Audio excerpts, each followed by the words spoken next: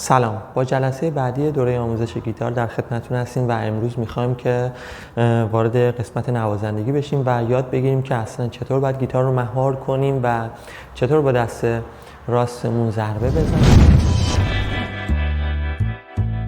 برای اینکه بخوایم گیتار رو مهار کنیم اول باید ببینیم که چطور ما باید بشیم.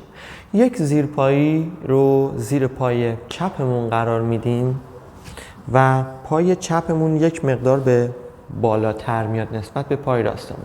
این زاویه بین پای چپ و راست ایجاد میشه و من این قسمت از انحنای گیتار رو روی ران پای چپم قرار میدم به این صورت. وقتی که من به این صورت گیتار رو مهار کردم، در حقیقت من با 4 قسمت از بدنم دارم این گیتار رو مهار میکنم. قسمت اول قسمت ران پای چپ، قسمت دوم قسمت داخلی ران پای راسته، قسمت سوم قفسه سینمه و قسمت چهارم هم این قسمت از ساعد دستمه که موازی با پل گیتار قرار میگیره. به این صورت من با این 4 قسمت از بدنم کاملا گیتار رو مهار کردم و این دست چپم کاملا آزاده و هیچ کاری نمیکنه برای نگه داشتن گیتار. اسم انگشتان P I M A و X یا E هم بهش میگن گهگاه.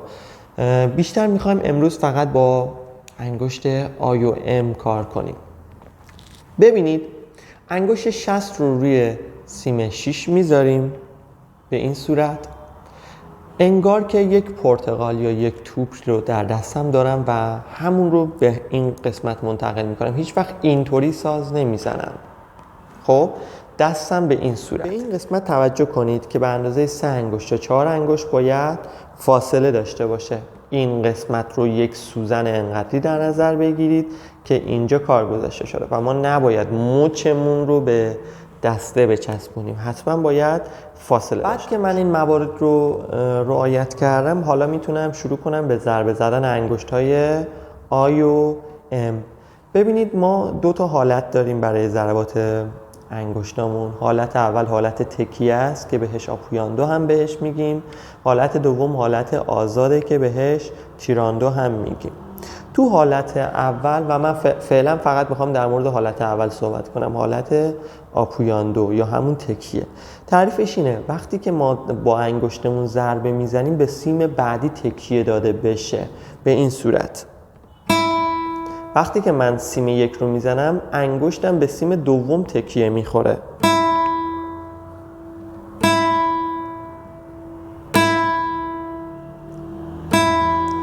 حالا نوبت ضرب امه. وقتی که من آی رو میزنم الان آی بالاست ام پایین. حالا من ام رو میزنم، آی به محض اینکه این ضربات رو میزنم باید بیاد جاشو، این دوتا با هم هی جاشون رو عوض میکنن. به این صورت نیست که من این آی رو بزنم ام هم بیاد وردلش وایسه، نه، آی رو میزنم آی اینجا میمونه، ام رو که میزنم آی میاد جاشو باهاش عوض میکنه به این صورت. حالا به عنوان تمرین اگر بخواید خونه انجامش بدیم باید این کارو کنید.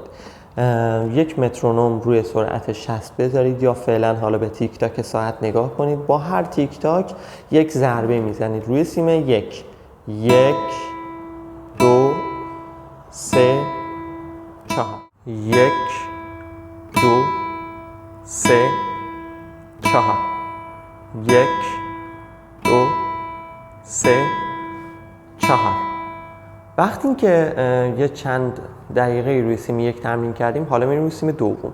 روی سیم دوم وقتی که به سیم دوم ضربه میزنیم به سیم سوم تکیه پیدا میکنه. 1 میبینید الان انگشت من روی سیم سوم تکیه پیدا کرده.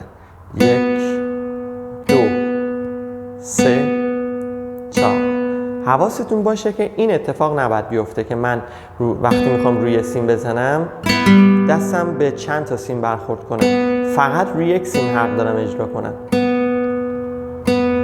ببین این اتفاق نباید بیفته.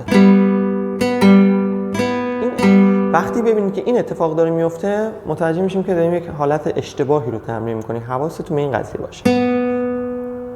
فقط یک سیم. حالا میریم سیم بعدی.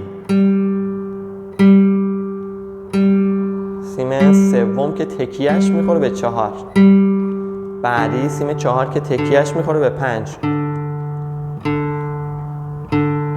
خیلی مهمه که این ضربات رو به آرامی تمرین کنید بچه. این در شروع کار اصلا براتون جالب نیست. خب باید یاد بگیریم که منظم، ضرباتتون خیلی منظم باشه.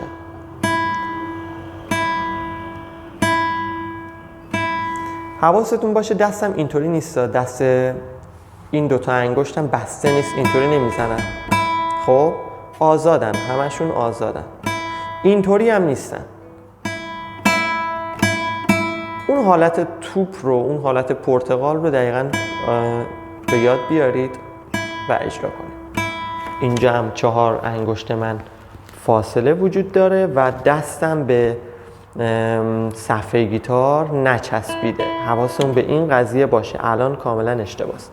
وقتی که 4 انگشت فاصله داشته باشه یا 3 انگشت فاصله داشته باشه حالت درست‌تریه.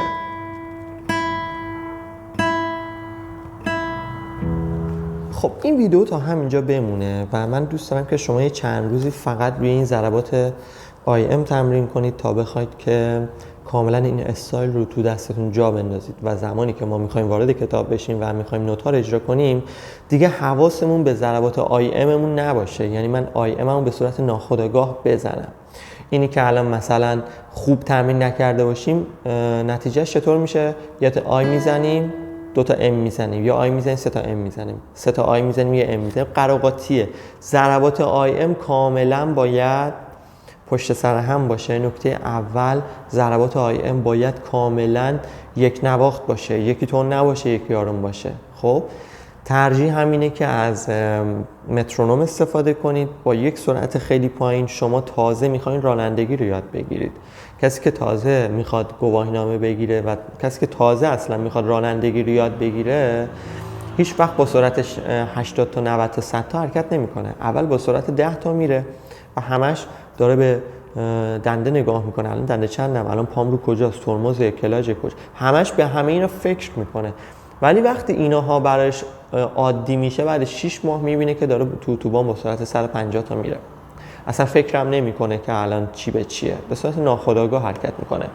برای شما هم باید این اتفاق بیفته. یعنی الان به همه اینها فکر کنید، درست پیش برید تا زمانی که میخوایم ادامه پیدا کنه این روند یادگیریمون اونجا دیگه به مشکل بر نخوریم. مرسی.